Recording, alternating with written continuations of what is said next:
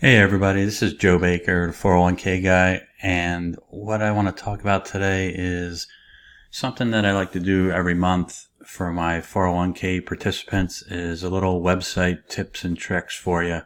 And today I'd like to talk about some of the investment options that you have available in the plan and check out their performance and see if they make sense for you to invest in.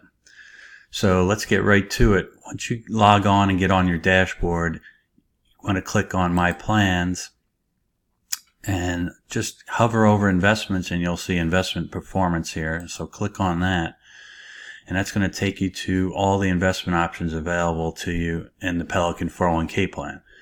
Right now there are 20 investments available, and as you can see, we have them sorted as asset class by risk, and I kind of like it like that. Then you can basically go from the lowest risk, which is the money market fund, all the way down to the highest risk.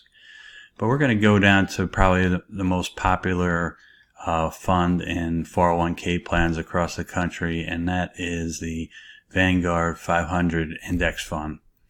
And if you click right here, first of all, you can see the performance or the rate of return on over various different periods of time. Then if you click on this little eye here, it gives you a little breakdown of it, a little bit more detail. Kind of gives you a feel for how it's been performing over time. But where you want to take a look at, you really want to drill down and see what it owns in the fund, and click on this fund fact sheet. And this will take you to the Morningstar site.